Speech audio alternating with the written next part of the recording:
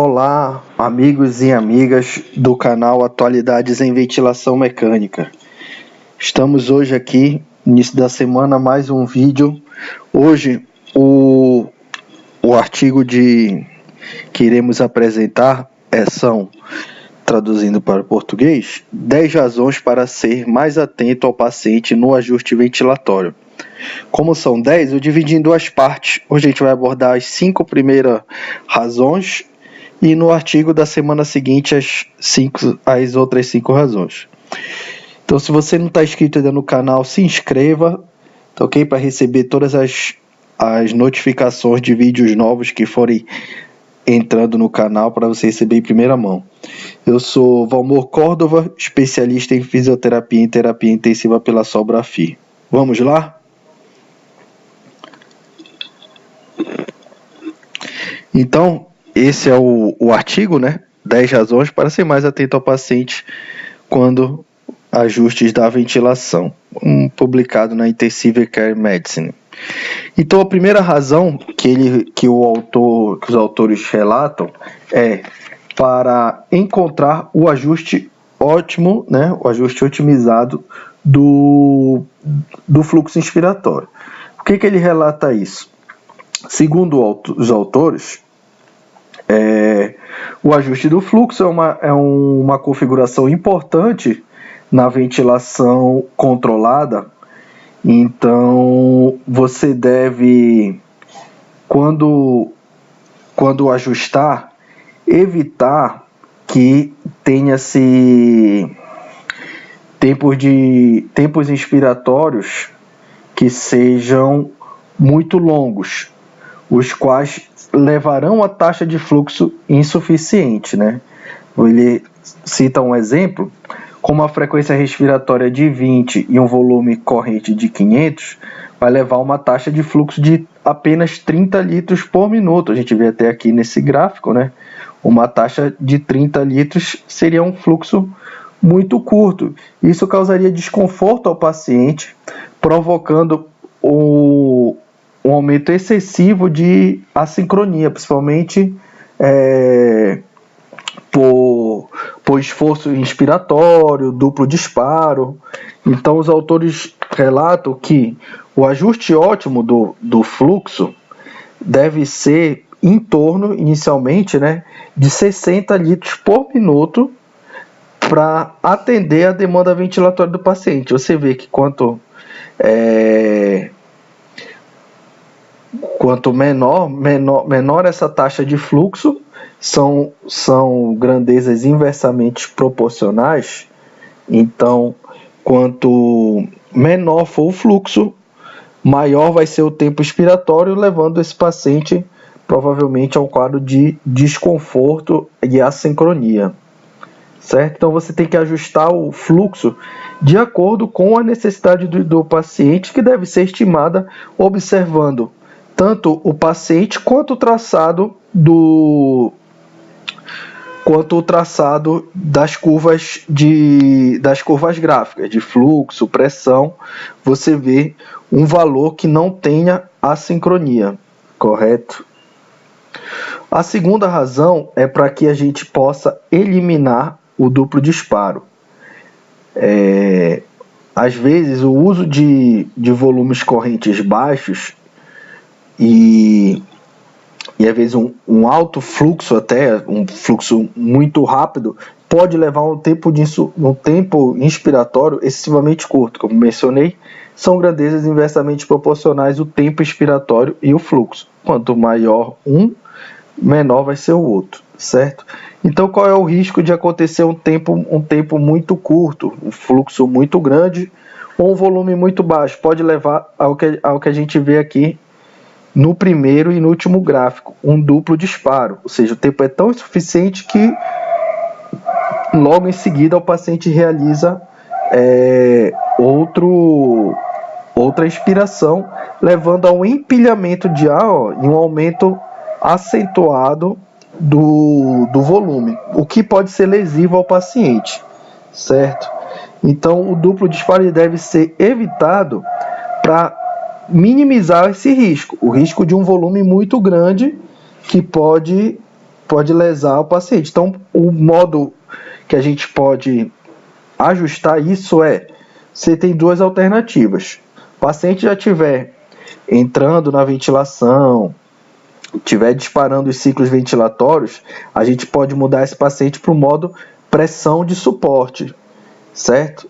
Então você muda a modalidade para pressão de suporte, assim o paciente terá mais controle do fluxo e do volume adequado para ele.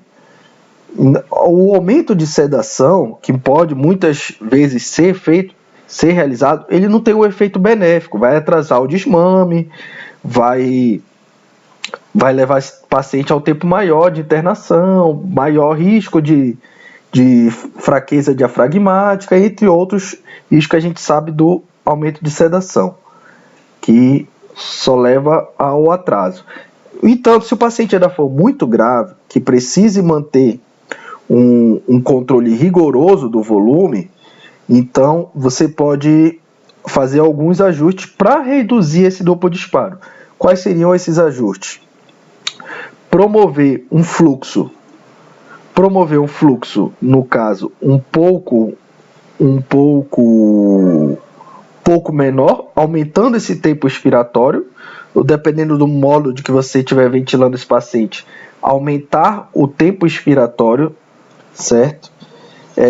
Mudar o tipo de fluxo do paciente, se ele estiver sendo ventilado a volume, de um fluxo constante, como está no gráfico, como está nesse gráfico aqui, para um fluxo desacelerado, pois você tem o tempo, com isso, uma menor pressão nas vias aéreas e um maior tempo de inspiratório, ou talvez até, mas eu não gosto muito desse modo, adicionando uma pausa inspiratória, que você vai ter um aumento desse tempo inspiratório.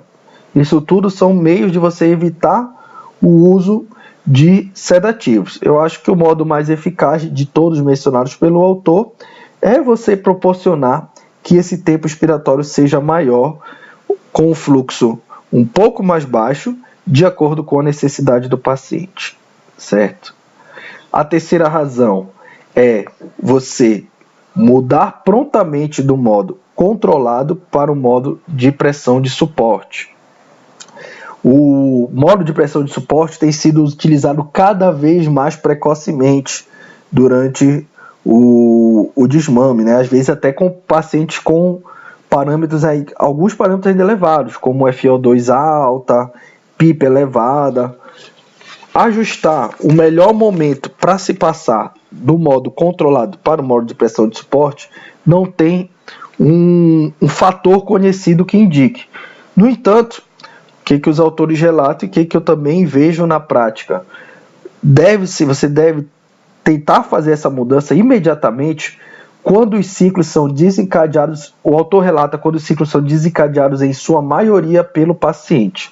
Eu acredito que quando você já tem, por exemplo, se você tem uma frequência de 12, uma frequência baixa, e o paciente faz pelo menos a metade do valor que você colocou, já vale a pena você tentar passar esse paciente para o modo de pressão de suporte. Por exemplo, a frequência de 12, se o paciente faz ali em torno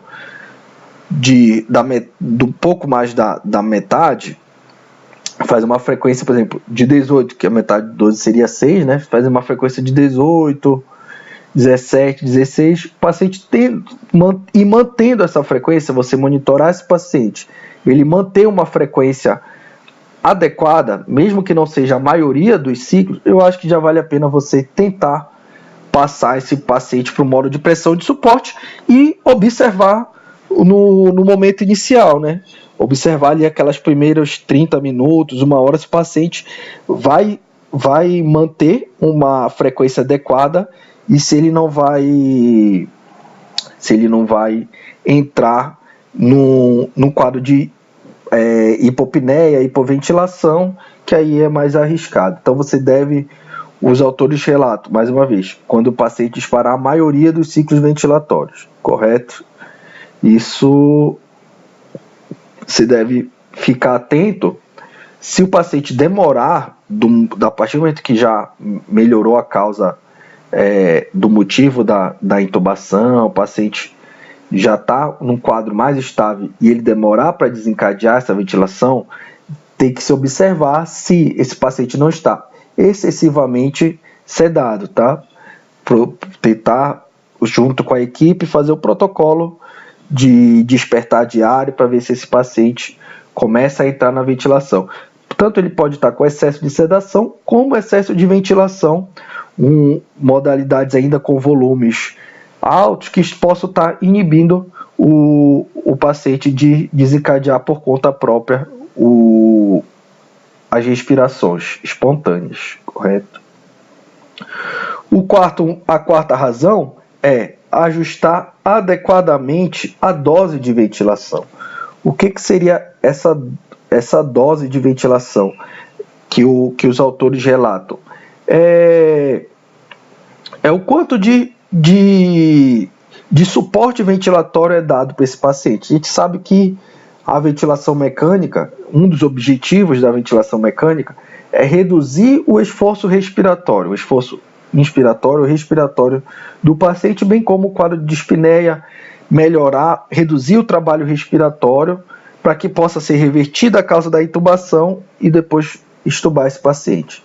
Então, o nível de pressão de suporte deve ser ajustado numa medida ótima para tentar atenuar a ativação muscular acessória, de modo que esse paciente tenha só um trabalho inspiratório da musculatura principal, que é a diafragmática, e que esse trabalho seja feito de acordo com a capacidade do paciente. E a gente pode, como quantificar isso? Né? Por sinais subjetivos, tanto da análise gráfica, quanto da inspeção do paciente, né, aqueles sinais de dispneia, como aumento de frequência respiratória, sudorese excessiva, taquicardia, entre outros, ou também em casos onde você tiver uma maior capacidade de instrumentos especializados, uso de eletromiografia de superfície para a gente poder medir a atividade inspiratória, certo? Uma outra maneira da gente conseguir reduzir esse esforço respiratório é você colocar em modalidades assistidas que possam quantificar o trabalho respiratório destes pacientes.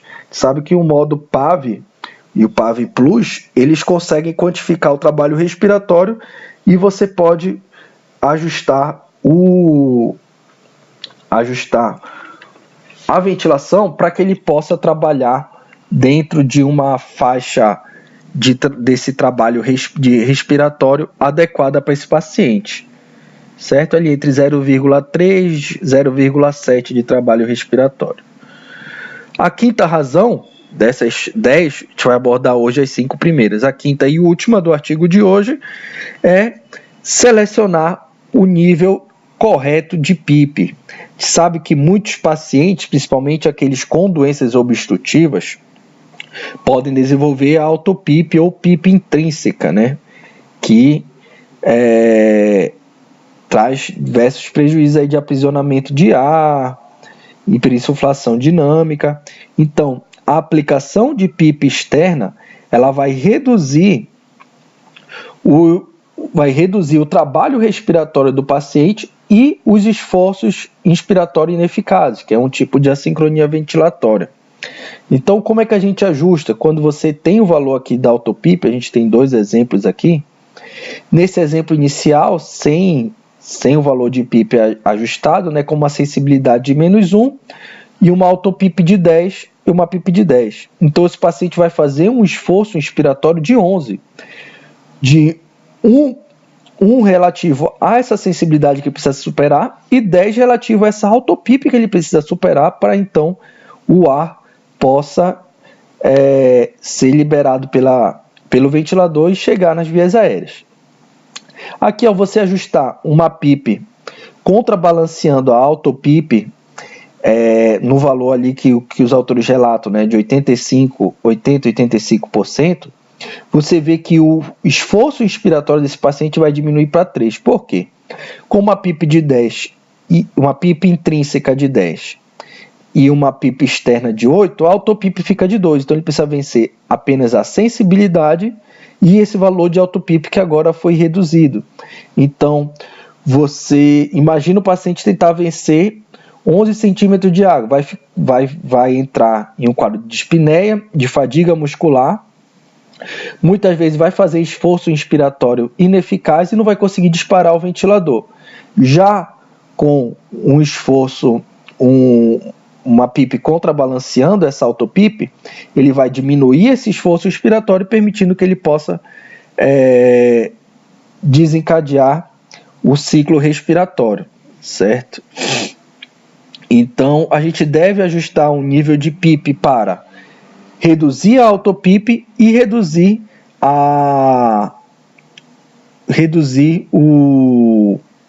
os esforços inspiratórios ineficazes. Pessoal, bom, era isso que a gente tinha para passar desse primeiro artigo.